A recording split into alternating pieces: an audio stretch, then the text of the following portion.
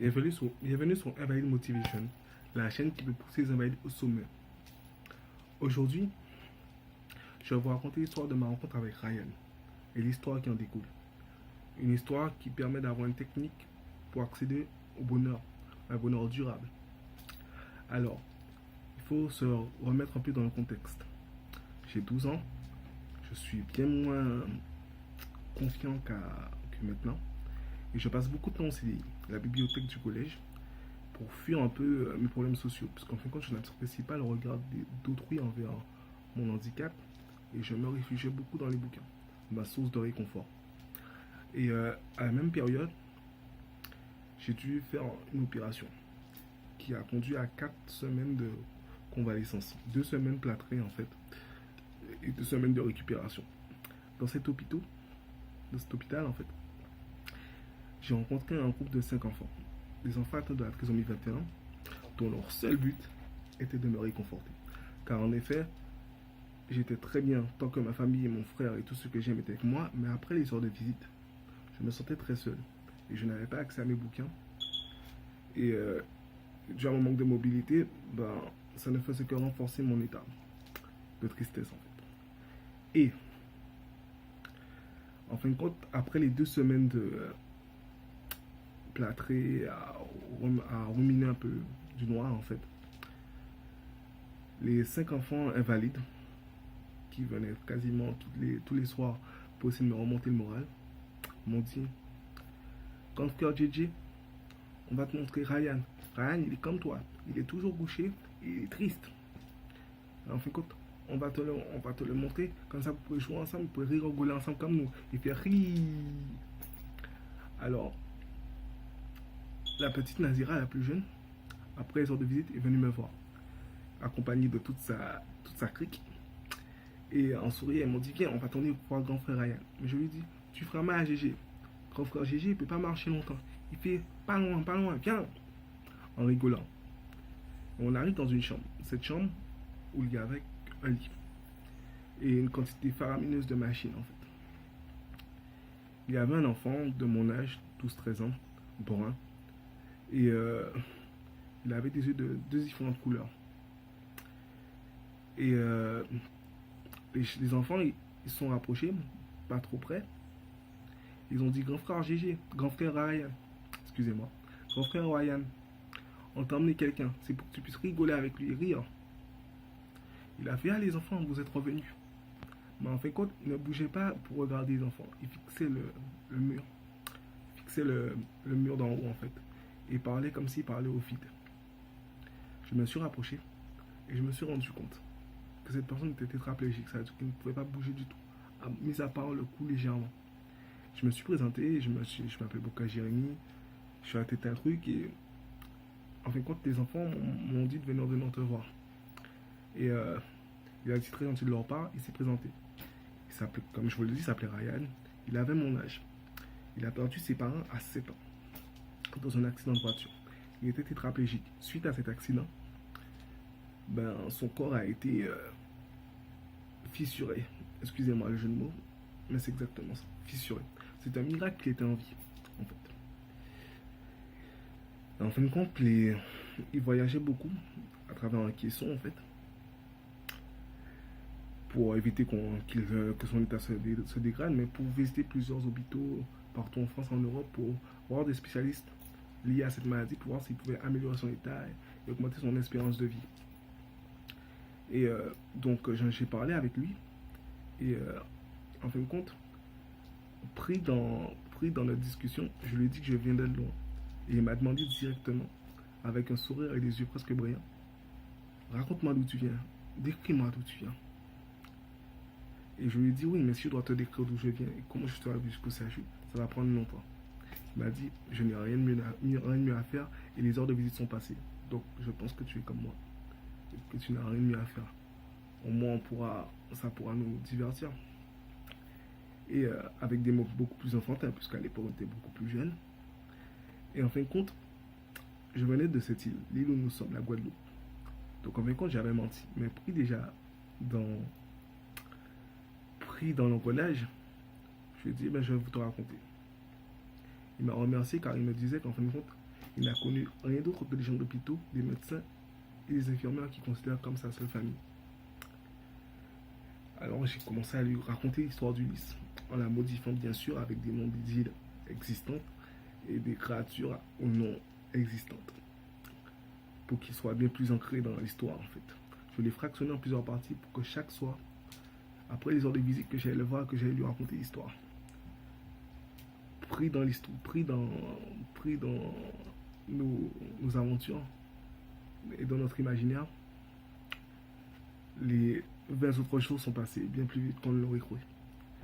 Et ainsi, je lui ai dit, l'histoire est donc finie et nous sommes arrivés au CHU. L'histoire, c'était l'histoire d'Ulysse.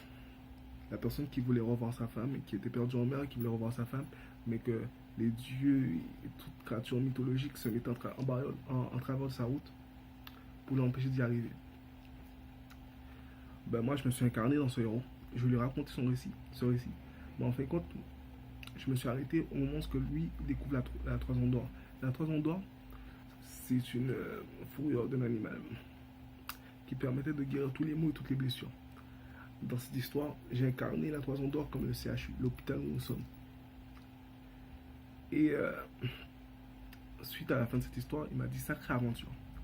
Et mais il m'a dit, mais tu ne viens pas d'ici. Je lui ai dit, tu en es sûr, d'un air mystérieux. Et il m'a dit, oui, j'ai demandé aux infirmières, tu es né ici et tu n'as pas voyagé en fait. Que tu es venu pour améliorer ton état. Et donc, j'ai confessé mes péchés. Je lui ai dit, oui, effectivement, j'ai menti. Et il a rigolé et il a fait, en tout cas, je me suis bien amusé. Mais dis-moi, tu ne m'as pas raconté la fin de l'histoire? Je lui ai fait, oui, nous sommes bien arrivés au CHU. Donc l'histoire est finie.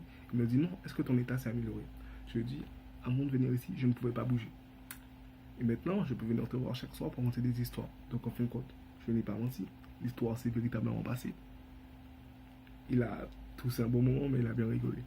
Et ensuite, il m'a dit, si je suis sur l'île promise, l'île qui réalise tous les souhaits, j'espère que mes 2 souhaits se réaliseront. Et je fais, dis-moi quels sont ces souhaits. Il m'a dit, déjà, voyager, voir le monde. Et ne plus être bloqué ici. Je lui ai dit, mais ton rêve s'est déjà réalisé. Tu vas voyager avec moi sur les mers déchaînées, visiter des îles magnifiques et rencontrer des créatures et des êtres uniques. N'as-tu pas voyagé, même si tu es bloqué dans cette prison de chair et d'os? Il m'a fait, oui, effectivement, je n'avais pas vu ça sous cet angle. Et je lui ai dit, puisque ton vœu s'est déjà réalisé, car tu es déjà sur les promises, quel est ton deuxième souhait? Il m'a fait, avoir un ami, car je n'ai connu rien d'autre que l'hôpital, comme tu le sais. Et je lui ai dit, qu'est-ce qu'un ami? Il me dit, quelqu'un qui est avec toi et qui te fait avoir le sourire. Et je lui ai dit exactement, mais qui te demande rien en retour. T'es-je fait sourire? Oui. T'es-tu amusé avec moi? Oui. T'ai-je demandé quelque chose pour ça? Il m'a dit non. Alors, je suis ton ami, ton deuxième vœu s'est réalisé. Tu vois, cet hôpital est magique. Et les enfants qui étaient à côté de nous ont fait. Et il a rigolé. Et les enfants qui étaient à côté de nous, ils ont commencé à rire. Ils ont fait ouais, on a réussi. Quand frère Ryan rit. Et je lui ai fait, tu vois, même leur rêve à eux s'est réalisé. Ils voulaient nous faire rire. On s'est rencontrés. On a discuté. Et on rigole bien tous ensemble. Et il m'a dit, tu vas partir malheureusement. Et je vais me retrouver encore tout seul. Je lui ai dit, toute bonne chose a une fin. Et d'autres contrées mystérieuses m'attendent. Il m'a fait, tu prends toujours les choses avec humour. Mais dis-moi, comment fais-tu pour être toujours heureux? Je lui ai fait, je ne le suis pas. Mais par contre, j'ai beaucoup d'imagination. Je lis beaucoup. Il m'a fait, ben, je pense que je commencerai à demander qu'on me conte des histoires plus souvent. Car effectivement, j'ai pu voir l'extérieur sans même bouger de ma chambre d'hôpital. Et Ryan, mon cher ami Ryan, est mort 5 ans plus tard. Sa maladie était forcément fatale et plusieurs de ses organes étaient touchés. Mais il m'a envoyé un audio quelques jours avant de mourir. Il m'a dit, mon cher ami, mon état s'empire et je crains de ne plus pouvoir parler avec toi. Mais n'aie pas triste, car je pars moi aussi en voyage. Je vais visiter des îles et les contrées dangereuses, criminelle mais attrayante et divertissante qu'est la mort. Mais ne t'inquiète pas, cher ami, car comme tout bon marin, j'ai apporté avec moi ma carte. Et comme tout bon pirate à la recherche d'un trésor, j'y ai déjà dessiné la carte d'où je rêve d'atteindre mon futur butin. Ce butin que tout le monde désire une fois saisi là, atteint. Et que même toi, quand l'heure viendra, tu partiras à sa recherche. Ce trésor appelé éternité, appelé résurrection. Nous le ferons nôtre et nous nous reverrons sur ces îles. Et nous renaîtrons de résurrection en résurrection. Nous serons encore amis. Et ensemble, nous voyagerons encore une fois sous les flots vers ce sentiment que nous aimons tant qu'est la liberté. C'était le dernier message de Ryan. Mais vous me dites, une quête d'accès au bonheur? Quel est donc ce mystère? Quel est donc ce secret?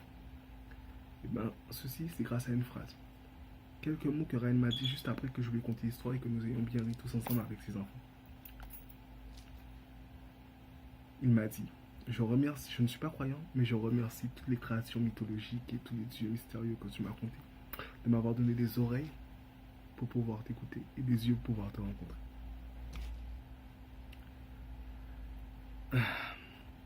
Et j'ai compris. J'ai compris qu'en fin de compte, même si j'étais tout seul, j'avais beaucoup de choses pour être heureux. J'avais des amis formidables, comme KJP, The Quest Artist, qui a commenté une de mes premières vidéos, qui me donne toujours la motivation d'aller de l'avant.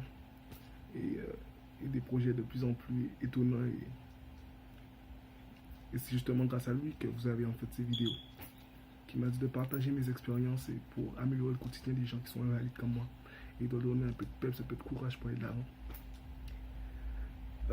Chilami, un autre ami à moi, qui m'a permis de visiter une partie de mon île qui n'est accessible seulement si on a une condition physique en norme. Dites-vous qu'il m'a transporté dans son dos pendant plus d'une heure pour que je puisse avoir accès à cette île, à cette rive sauvage, une plage de sable blanc magnifique et aux vagues déchaînées. Je remercie mon frère qui m'aime et ma famille qui m'a permis d'être comme je suis. Ce que je vais vous expliquer, c'est qu'en fin de compte, le bonheur, c'est quand vous prenez conscience du bien-être que vous accordez les autres et la vie, comme les anniversaires, comme ces moments que vous êtes peut-être, vous avez en train d'hésiter, que vous pouvez marcher, mais que vous avez pu progresser et faire quelques pas. Tous ces moments que vous avez pu profiter en famille, ou comme moi, comme j'ai pu aller à un concert d'un artiste que j'aimais bien, que je pensais jamais aller, ou que j'ai vu ses mêmes parents emmener un enfant qui était en fauteuil roulant à ce concert, et que cet enfant avait souri et qui s'amusait avec la foule, déchaînée. C'est dans ces moments que même si on sait qu'on est triste, qu'on a perdu un bras ou un membre de sa famille, mais que la vie nous permet de mettre d'autres couleurs, de rajouter de nouvelles couleurs. Et qu'en fin de compte, en prenant conscience de ces moments-là, de remercier la vie, de nous donner la chance d'avoir. On a des mauvais moments, mais des bons moments. C'est en pensant constamment à ces bons moments que vous en prenez conscience et que vous accédez au bonheur. Et en répétant cette façon, pensez tous les jours, en gratifiant la vie pour tous les bons cadeaux que vous avez, que la vie vous offre, toutes les bonnes occasions, vous faites reculer le négatif dans votre esprit et vous avez un accès au bonheur et vous vous sentez toujours heureux. Et vous avez cette joie de vivre et cette joie d'avancer. Alors remerciez vos parents, remerciez tous ceux que vous aimez, tous vos amis. Et comme moi, je remercie à tous ceux qui sont avec moi, qui m'ont soutenu, qui m'ont donné des bonnes appréciations pour les vidéos. Les parents qui m'ont envoyé des mails pour me dire merci pour l'ancienne vidéo. Et tous ces gens. Et je remercie les 5 orphelins qui m'ont fait rencontrer Ryan, car c'est mon 4e meilleur ami et l'un des plus précieux. Alors, j'espère que vous avez apprécié, que vous aimerez, que vous partagerez, que vous me direz un peu vos commentaires en description et que vous mettrez quelques j'aime pour que d'autres personnes aient accès à cette vidéo. Et comme toujours, je vous dis, toujours en avant, force.